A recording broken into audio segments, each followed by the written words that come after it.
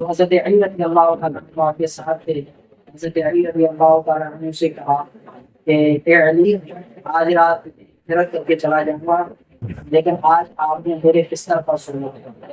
حضور علیہ السلام کے اگر سے کفار کتنے ہی زیادہ دشمن ہیں، لیکن اس کے باوجود وہ کفار بھی مانتے تھے کہ حضور علیہ السلام امانت دار تھے، وہ دیانت دار تھے. لہٰذا اس وجہ سے حضور کے پاس کفار جو ہے وہ امانتیں رکھتے تھے. کچھ امانتیں ابھی بھی حضور علیہ السلام کے پاس باقی تھی. حضرت علی سے کہا کہ علی، کچھ امانتیں ہیں، آج آپ وکٹ لے لو اور کل کفار کو واپسی لے کر، جن کی امانتوں کو واپسی لے کر آپ مدینے آ جائیں. تو حضرت علی رضی اللہ تعالیٰ عنہ آیا کہ میں نے جب حضور کے جملے سنے کہ علی کل کفار کو دے دینا اور مدینے آ جانا، حالانکہ ان کو پتا تھا کہ کفار جو ہے وہ باہر انتظار کرنے میں حضور کو مارنے کے لیے اگر میں اس کا پر سنوں گا تو ہو سکتا ہے کہ وہ حملہ کر دیں. لیکن اس کے باوجود یعنی کانٹوں کے بستر ہونے کے باوجود بستر لگا اللہ ایمان جو حضور کا یہ کہنا کہ آپ مدینے آ جانا ہے. یعنی حضرت علی کو ایک کامل یقین ہو گیا کہ حضور نے فرمایا ہے آنا ہے تو آنا ہے، یعنی کہ میں زندہ رہوں گا. حضور علیہ السلام نے کہا کہ اس سب سے زیادہ ہو کر آپ آرام کریں. اس کے بعد حضور علیہ السلام کی مٹھی پر جو ہے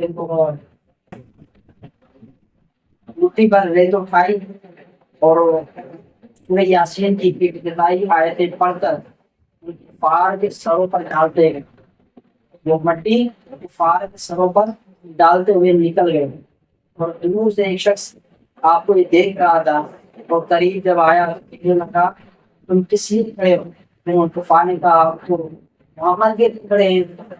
وہ شخص کہنے لگا میں نے ابھی ہم کو جاتے ہوئے دیکھا ہے. وہ سب کے سروں پر مٹی ڈال کر گئے.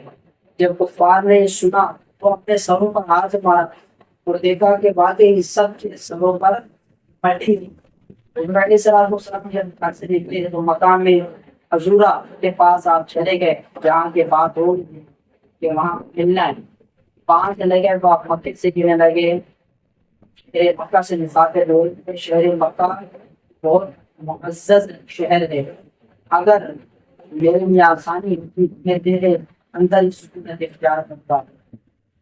اس کے بعد سیدنا ابوبکر صدیق رضی اللہ تعالیٰ عنہ اسی مقام کے پاس آئے، مقام خضرہ کے پاس تشریف لائے اور دونوں مل کر ہجرت کا سفر طے کیا.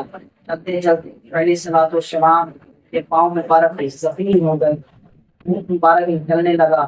حضرت سیدنا ابوبکر صدیق رضی اللہ تعالیٰ عنہ نے حضور علیہ السلام کو اپنے کندھے مبارک پر اٹھا دیا اور اس سفر آگے جاری رہا. جب آپ پہاڑ پر چڑھنے لگے، نوکیلے پہاڑوں پر جھاڑیوں میں آپ حضور اپنے کندھوں پر لے کر چلتے رہے. جب غار شور کی پر آئے علیہ السلام کو نیچے اتارا اور کہنے لگے یا رسول اللہ آپ تھوڑی دیر انتظار کریں، میں اندر جا کے سارے کا لطف فراہم کرتا ہوں. اللہ اکبر. یہ عشق مصطفیٰ کے حضرت سیدنا ابوبکر صدیق رضی اللہ عنہ نے اندر غار میں گئے، پوری غار کی صفائی کی. صفائی کرنے کے بعد آپ نے دیکھا کہ کئی سوراخ ہیں. آپ نے اپنا لباس اتارا اور اس کو پھاڑ کر ٹکڑے ان سوراخوں میں ڈال دیے، لیکن اس کے باوجود بھی ایک سوراخ رہ گیا. تو آپ نے اس سوراخ کو بند کرنے کے لیے اپنی پھیلی سوراخ کے اوپر رکھ دی اور کہنے لگے یا رسول اللہ صفائی ہو گئی یا تشریف لے گئے. حضور علیہ السلام آئے اور آپ مبارک پر اپنا سر مبارک رکھ کر آرام فرمانے لگے. کچھ ہی دیر گزری تھی، کچھ ہی لمحے گزرے تھے کہ ایک سانپ صدیق رضی اللہ تعالیٰ عنہ کے پیر مبارک پر ڈسنے لگا، کاٹنے لگا. لیکن وہ سانپ کے کاٹنے کے باوجود کیا آپ نہ چلانے لگے، نہ رونے لگے، نہ وہ ایڑی ہٹا رہے.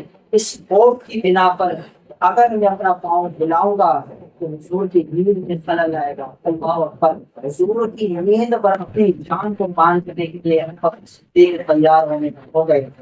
جب درد اتنا شدت میں آیا، آپ کی آنکھوں میں آنسو جاری ہو گئے.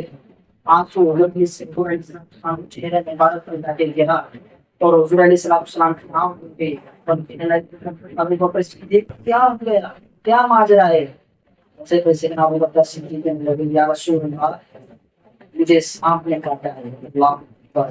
پھر میری اوپر کی حضور علیہ السلام کی لوہار دہن اس سانپ کے کاٹنے والی جگہ پر لگا دیا اور ذکر کا یہ لوہار کی طرح لگانا تھا، اس سانپ کا کاٹنے کا زہر ختم ہو گیا، اللہ اکبر۔